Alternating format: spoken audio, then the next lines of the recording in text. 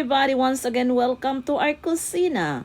And today I will show you on how I cook my super yummy chicken soup with malunggay or moringa leaves. But beforehand, I will share to you first a word of God from the book of Acts chapter 3 verse 19. It says, "Repent therefore and turn again, that your sins may be blotted out." In Tagalog version, magsisi nga kayo at magbalik loob para sa pagpawi ng inyong mga kasalanan. Ito ay upang dumating ang panahon ng pananariwa mula sa harapan ng Panginoon. Amen. Praise the Lord.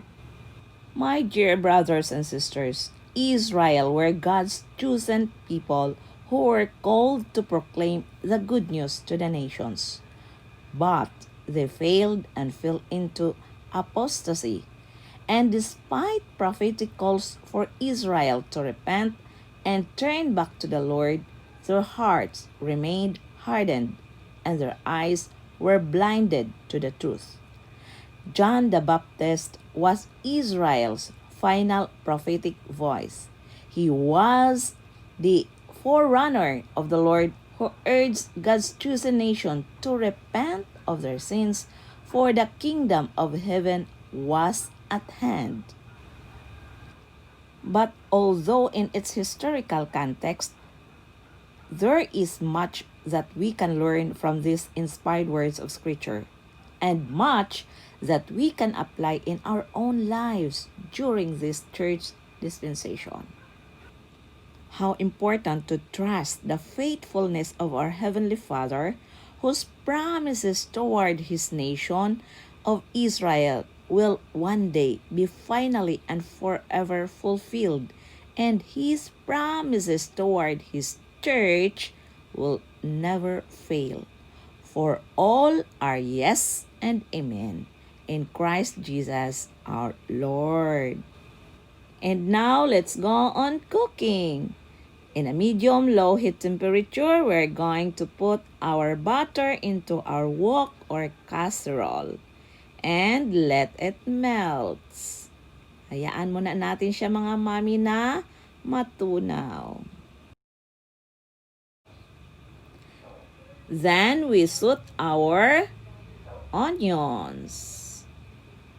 We saute this one for a minute.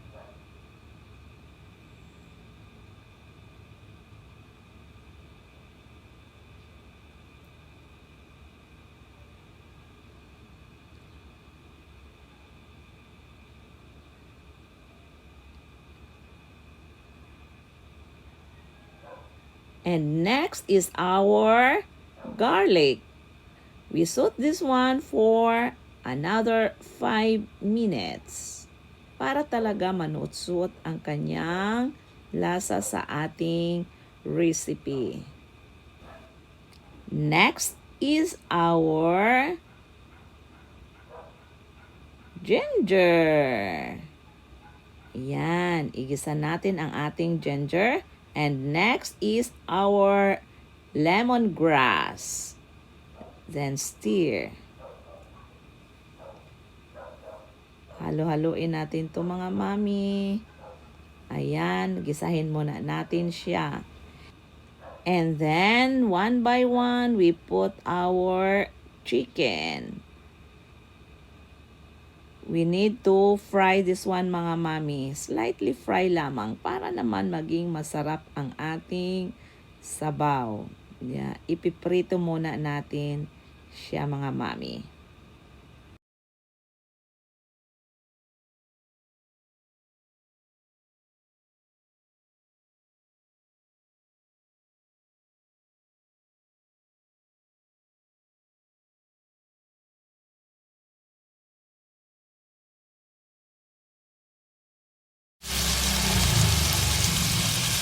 And now, it's time to turn our chicken.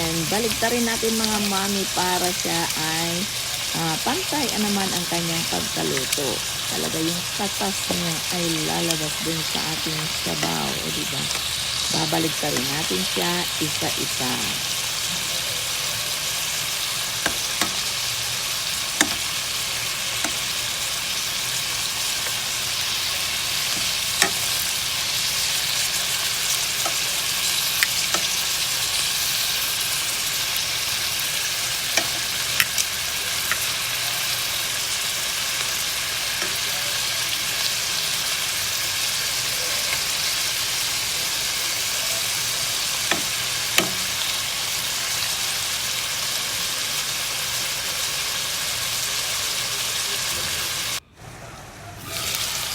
And now it's time to add our salt. Yan. Para lalong sumarap ang ating sabaw.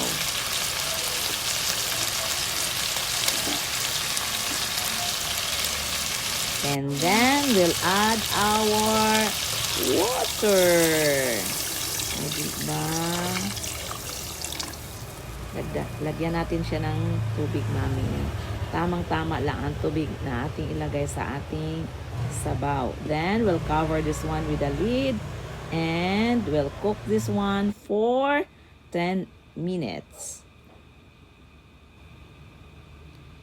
And now, it's time to add our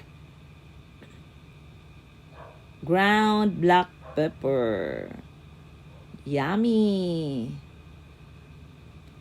Then, our green chilies. Yan, para lalong sumarap ang ating sabaw. Maglagay tayo ng green chilies.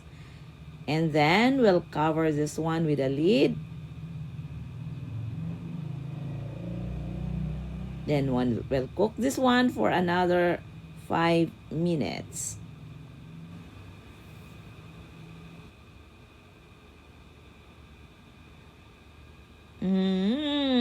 Yummy! By this time, we will add our all-purpose flour mixture. Yan, para malapot ang ating sabaw. Then, continue stirring lang mga mami. Halo-haluin natin ito ng mabuti.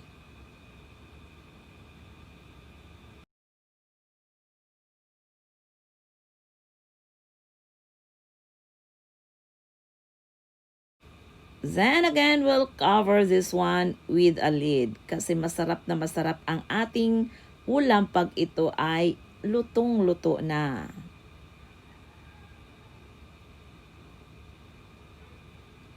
Yummy!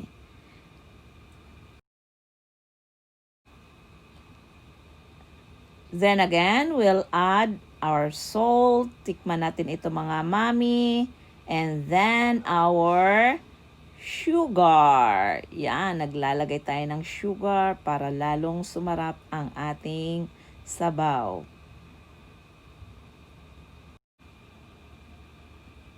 Then stir.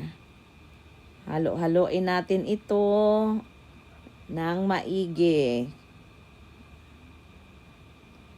And now, it's time to put our masarap na malunggay. Ayan, yan, mami. Ilagay na natin ang ating masarap na malunggay. Moringa leaves are rich in many important nutrients, including protein, vitamin B6, vitamin C, riboflavin, and iron. Moringa is rich in also in antioxidants. O diba, ang dami nating makukuha na vitamins sa ating malunggay. And moringa can also lower cholesterol. And now, we'll cover this one with a lid. And turn our heat off. Hayaan natin maluto ang malunggay sa sariling init lamang doon sa ating sabaw. Here it is mga mami! Lutong-luto na ang ating napakasarap at yummy na chicken soup with moringa leaves or malunggay. Napakasarap niyan mga mami. Punong-puno ng vitamins and minerals. O di ba? Bagay na bagay yan sa ating mga chikiting. So yan lamang po. To God be all the glory. Hanggang sa susunod nating pagluluto.